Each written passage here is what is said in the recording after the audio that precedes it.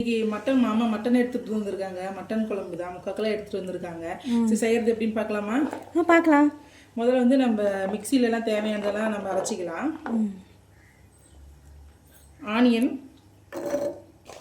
சின்ன வெங்காயம் தான் அதுக்கு போடணும். எவ்வளோ போடணும் சின்ன வெங்காயம்? அது அவங்க தேவைக்கு போட்டுக்கலாம். ஒரு 150 கிராம்ஸ் அப்படி இருக்கும். ஸோ மட்டன் வந்து 3/4 கிலோன்றதுனால நான் பூண்டு வந்து 1.5 கட்டி போட்டிருக்கேன். இஞ்சி வந்து இந்த இவ்வளோ சைஸுக்கு போட்டுக்கிறேன்ப்பா. நான் 2 கட்டி போட்டுக்கிறேன். இதை சின்ன சின்னதாக ஸ்லைஸாக கட் பண்ணி மிக்சியில் போட்டுக்கலாம்.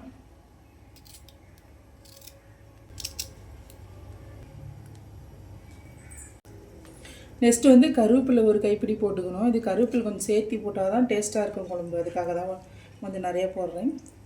கைப்பிடி அளவு கொத்தமல்லி இலை போட்டுக்கலாம்.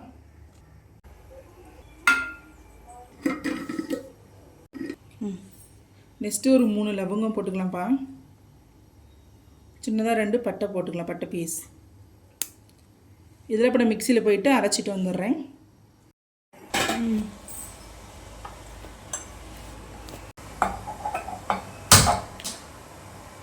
மட்டன் குழம்பு வைக்க ஸ்டார்ட் பண்ணிடலாம் இல்லையா?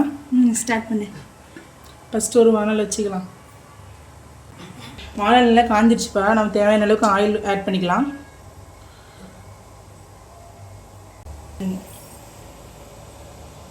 ஹீட் ஆகிடுச்சு. நம்ம தேவையான அளவுக்கு கடுகு ஆட் பண்ணிக்கலாம். நான் ஒரு 3/4 ஸ்பூன் போடுறேன். இப்போ மிக்சியில் நல்லா அரைச்சிட்டு வந்துட்டேன். இந்த மாதிரி வந்து ஃபைன் பேஸ்ட்டாக அரைக்காமல் கொஞ்சம் இதாக அரைச்சிக்கணும். இப்போ கடுகு பொரிஞ்சிருச்சு, ஆட் பண்ணிக்கலாம்.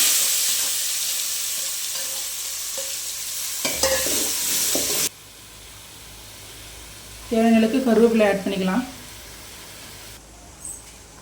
கொஞ்சமாக சால்ட் ஆட் பண்ணிக்கலாம். குட்டி தக்காளி ஒரு தக்காளி ஆட் பண்ணுறேன். பச்சை வாசம் போகிற வரைக்கும் நல்லா வதக்கிக்கலாம்.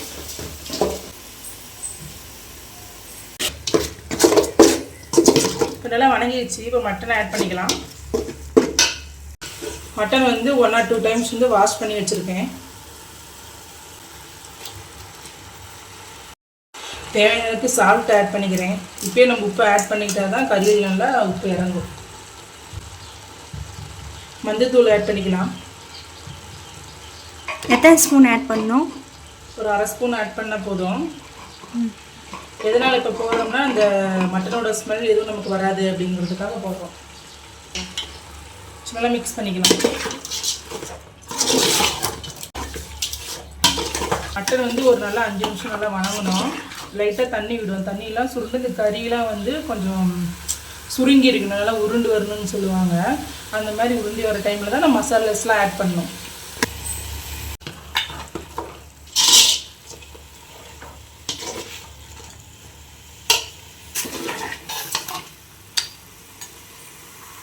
நம்ம அம்மா மட்டன்லாம் இப்படி தான் வெளியில் குழம்பு வைப்பாங்க. இன்னும் டேஸ்ட்டாக இருக்கும். அம்மா நல்லாவே செய்வாங்க சாப்பாடு, எல்லா சாப்பாடுமே. ஆனால் வந்து மட்டன் குழம்பு வந்து ரொம்பவே டேஸ்ட்டாக இருக்கும். இட்லிக்கு மட்டன் குழம்பு தான் எனக்கு ரொம்ப பிடிக்கும்.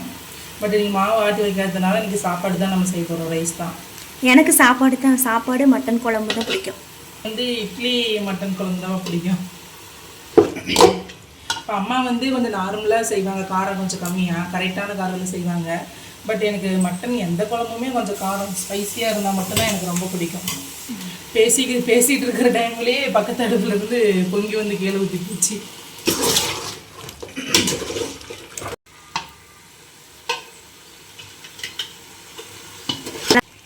கறி வந்து கொஞ்சம் நல்லா வணங்கிடுச்சு. இன்னும் ஒரு 2 மினிட்ஸ் மட்டும் இருக்கட்டும். அந்தளவுக்கு வந்து நீங்கள் மட்டன் ஒன்றும் தண்ணி விடலை, நல்ல கறியாக இருக்குது. கறி நல்லா சுருண்டுடுச்சு. இந்த அளவுக்கு நல்லா வணங்கணும். இனிமேல் வந்து நம்ம ஸ்பைசஸ்லாம் ஆட் பண்ணிக்கலாம், மசாலாஸ்லாம். ஆவி பறக்குது. இப்போ வீட்லேயே அரைச்ச மல்லித்தூள் வந்து ஆட் பண்ணிக்கலாம். இந்த ஸ்பூனில் நான் வந்து ஒரு 3 ஸ்பூன் ஆட் பண்ணுவேன்.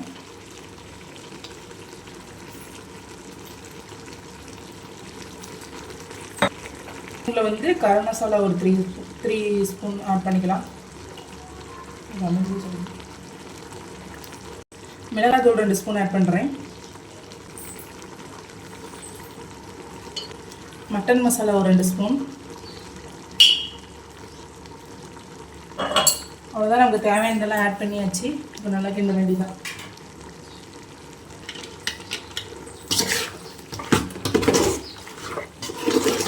இங்கே நாம் எதுக்காக வந்து எல்லாத்தோடும் ஒரே டைமில் போடுறோம்னா, அந்த மட்டனில் இப்போ தான் வந்து அந்த காரம் எல்லாமே இறங்கியிருக்கும். இப்போ நம்ம வெறும் கறி வந்து நம்ம ஃப்ரை பண்ணாமல் வெறும் இதை சாப்பிடும்போது கூட நமக்கு அது டேஸ்ட்டாக இருக்கும். வெறும் கறி சாப்பிட்றது கூட நல்லாயிருக்கும். அதுக்கு ஆட் பண்ணுறோம். இப்பயே எல்லாத்துக்கும் ஆட் பண்ணிக்கிறோம். காரம் கம்மியாக இருந்துச்சுன்னா அப்பப்போ கொஞ்சம் ஆட் பண்ணிக்கலாம். இல்லை நம்ம கடலை தேங்காய் ஆட்டி ஊற்றுறோம் இல்லையா, அந்த மாதிரி டைமில் ஆட் பண்ணிக்கலாம். அந்த மசாலாவில் ஆட் பண்ணோம் இல்லையா, அதுலேயே ஒரு 2 மினிட்ஸ் நல்லா வணங்கினதுக்கப்புறம் நான் கொஞ்சமாக ஒரு கிளாஸ் தண்ணி வந்து ஆட் பண்ண போகிறேன். பார்க்கவே கலர்ஃபுல்லாக இருக்குது. தேங்க்யூ. டேஸ்ட்டாக இருக்குது. நல்லா இந்த மாதிரி செஞ்சு பாருங்கள் எல்லோரும். ஏன்னா எங்கள் அம்மா பாட்டி ரெசிபி இதெல்லாம். நம்ம ஒரு கிளாஸ் வந்து தண்ணி ஆட் பண்ணிக்கலாம். இது சொம்பு காட்டுறேன், நான் கம்மியாக தான் ஆட் பண்ண போகிறேன்.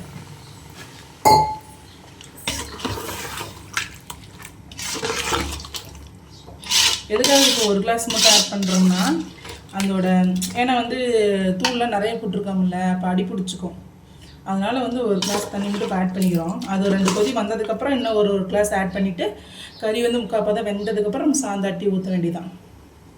பக்கத்துலேயே சாப்பாடு வெந்துட்டுருக்கா? ஆமாம், அது ஆல்மோஸ்ட் முடிவு போகுது. இன்னும் 5 மினிட்ஸில் ரெடி ஆகிடும். நல்லா கொதிக்க ஆரம்பிச்சிச்சு. ஏன்னா அப்பப்போ கிண்டி விடணும்னா அடி பிடிச்சிக்கும். ஆனால் மணல் அதிகமாக இருக்குல்ல, அதனால உப்புலாம் வரைக்கும் தான் செக் பண்ணிக்கலாம். கொஞ்சம் கரெக்டாக இருக்குது எல்லாமே. இன்னும் ஒரு கிளாஸ் தண்ணி ஊற்றிடலாம் இல்லையா? அடுத்த டைம் சிக்கன் பிரியாணி செஞ்சு கொடு. ஓகே. நல்லா கிண்டி விட்டுட்டு நம்ம மூடி போட்டு மூடி வச்சிடலாம். நல்லா கொதிக்கிட்டோம். கறி வந்து 3/4 பதம் வெந்துட்டோம். அதுக்குள்ளே நம்ம போய் தேங்காய் உளிச்சிட்டு கடலை தேங்காய் ஆட்டிட்டு வந்துடலாம். தண்ணி பிசா கொடு. பிசா கேப்சர் பண்ணு. தண்ணி அண்ணாட போது. பிசா அங்கே பாரு, லீலா பார்த்து தண்ணி குடிக்கிற மாதிரி பண்ணு. லீலா பாரு எப்படி இருக்கு தண்ணி? எப்படி இருக்கு?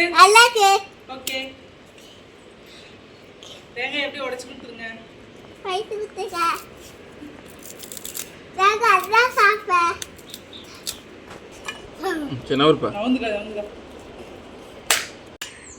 கேளு. எப்பயிலிருந்து தேங்காய்லாம் சாப்பிட்றீங்க? சொல்லவே இல்லை. ஓகே.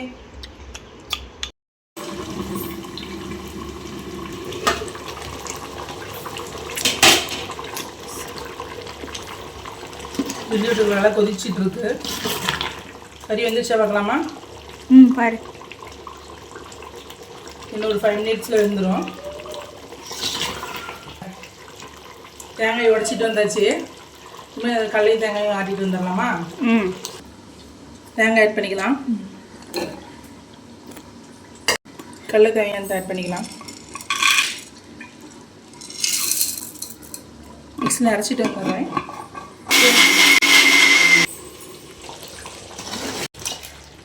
கறியெல்லாம் வெந்துருச்சுப்பா. நம்ம சாந்து அடிச்சுட்டு வச்சுருக்கோம்ல, அதை ஊற்றிடலாமா? ஊற்றுங்க.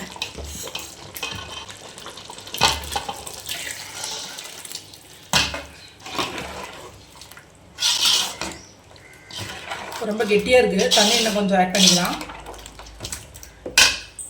காரம் கொஞ்சம் கம்மியாக இருக்குது. கறி மசாலா 1 ஸ்பூன் போட்டுக்கிறேன்.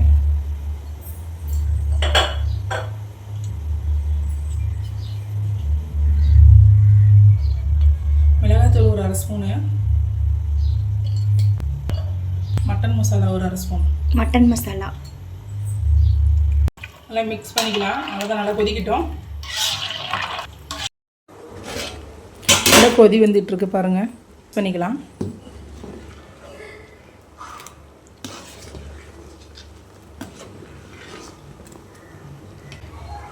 நம்ம ஸ்டவ்வை நம்ம மீடியம் ஃப்ளேமில் வச்சிடலாம் கொஞ்சம் நேரம். இந்த டைமில் வந்து பொங்கி வந்து கொதிக்குது பாருங்கள். அந்த டைமில் வந்து 1 ஸ்பூன் வந்து ஆயில் ஆட் பண்ணிக்கணும்.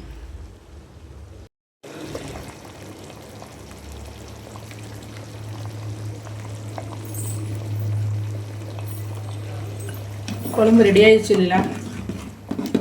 கொதிச்சதும் ஆஃப் பண்ண. அதுக்கு மேலே கொதிக்கணுமா? இல்லை, அவ்வளோதான். கறி வெந்துருச்சு, பார்த்துட்டேன் இப்போ தான். கறி நல்லா வெந்துருச்சு. கொத்தமல்லி தழை போட்டுட்டு ஆஃப் பண்ணிடலாம்.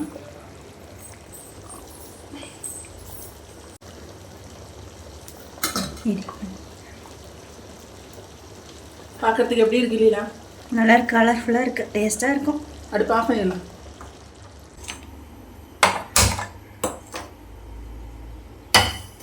இப்போ கறி வணக்க ஸ்டார்ட் பண்ணிடலாம்.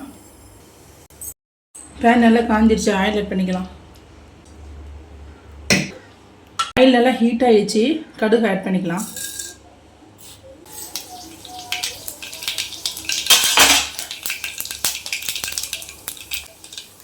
சரி, கடுகு நல்லா பொரிஞ்சிருச்சு. ஆனியனும் கருவேப்பிலையும் ஆட் பண்ணிக்கலாம்.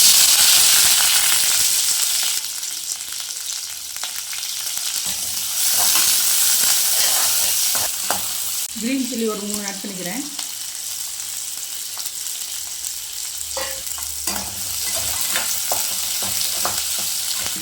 தூள் உப்பு கொஞ்சமாக ஆட் பண்ணிக்கலாம். இப்போ மட்டன் குழம்பு செய்யும் போது அரைச்சோம் இல்லையா, வெங்காயம் இஞ்சி பூண்டு பேஸ்ட் எல்லாம், அதில் கொஞ்சமாக கறி வணக்கிறதுக்காக எடுத்து வச்சுருந்தேன், அதை ஆட் பண்ணிக்கலாம். இதை ஆட் பண்ணும்போது கறி நல்லா டேஸ்ட்டாக இருக்கும்.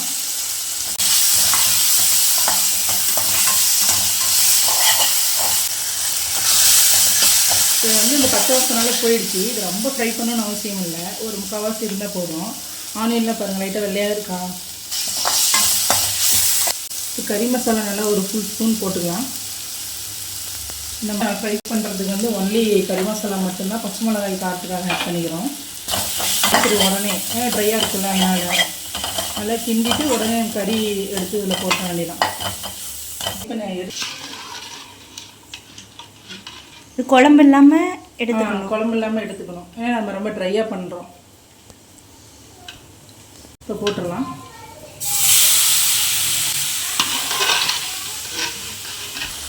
கறியை நல்லா ஆட் பண்ணிட்டோம். இப்போ நல்லா கிண்ட வேண்டியதான்.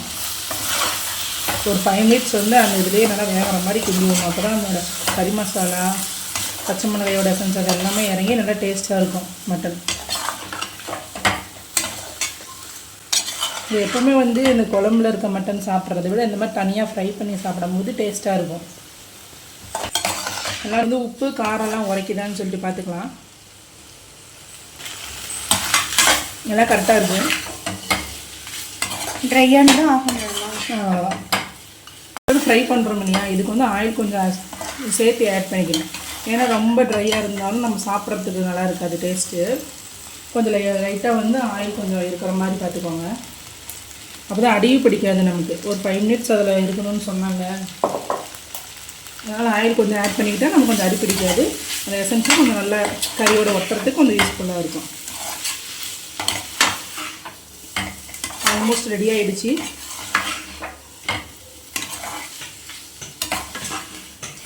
அவ்வளோ ரெடி ஆகிடுச்சு. கொத்தமல்லி தழை தூக்கிட்டு அடுப்பை ஆஃப் பண்ணிடலாம். பண்ணி பார்த்துட்டு எப்படி இருக்குன்னு சொல்கிறப்ப. சுட சுட சாதம்,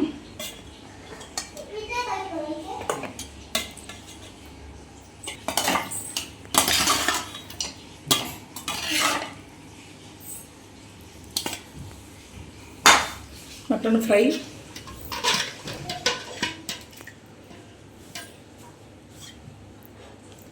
மட்டன் குழம்பு. டேஸ்ட் எப்படி இருக்குன்னு பார்த்துட்டு சொல்லுங்கள்.